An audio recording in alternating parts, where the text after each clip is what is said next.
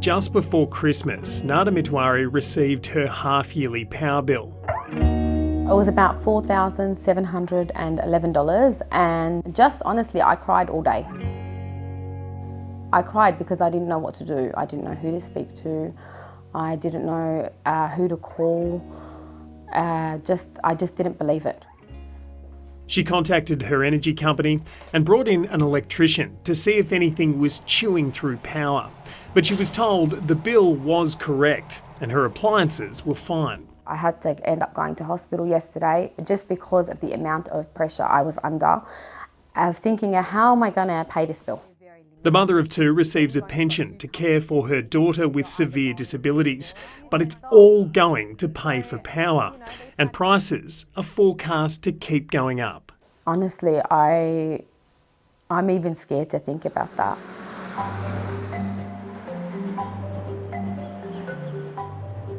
Nada lives in Tasmania, a state which runs on clean, green, renewable power. Not coal or gas, which have suddenly become a lot more expensive. Like many Tasmanians, she's questioning why. Isn't the state immune from these kinds of price shocks? Well, here's how the system works.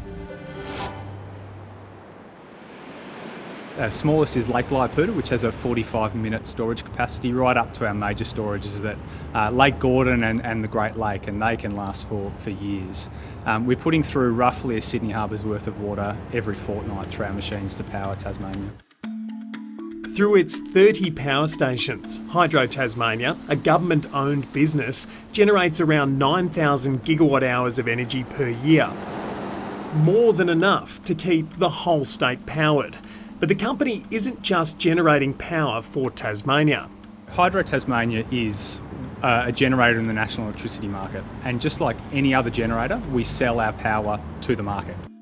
Through the Basslink cable, Tasmania is connected to Victoria, South Australia, New South Wales and Queensland, which form the National Electricity Market, or NEM. Being part of the NEM means Tasmanian energy retailers buy their wholesale power not directly from Hydro Tasmania, but from the market.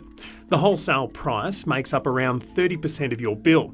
Another 40% are network charges, which are determined nationally. So when coal power stations go offline in Victoria or Putin invades Ukraine, the wholesale price goes up and Tasmanians get stung. That volatility formed a large part of the price increase that we saw last year in Tasmania. But Tasmanians aren't entirely at the mercy of the market.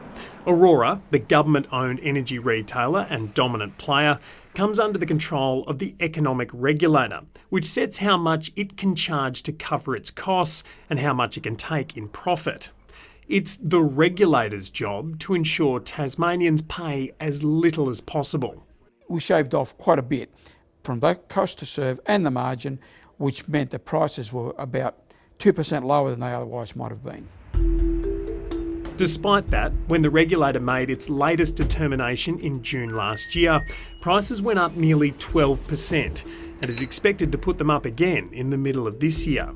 At this point, some people will be asking what the benefit of being connected to the national electricity market is. Couldn't we just de-link ourselves and live off cheap, renewable energy?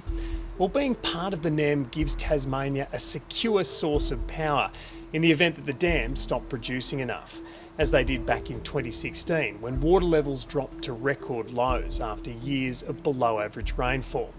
Plus, it allows Hydro, on behalf of the people of Tasmania, to play the market, to buy low and sell when the demand for electricity is high. On average, annually, Tasmania is neutral. So we import as much cheap electricity from Victoria as we export to it during periods of high price.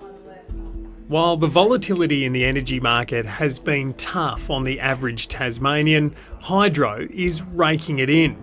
In the 2021-2022 financial year, it recorded a $217 million profit and returned $197 million to the government.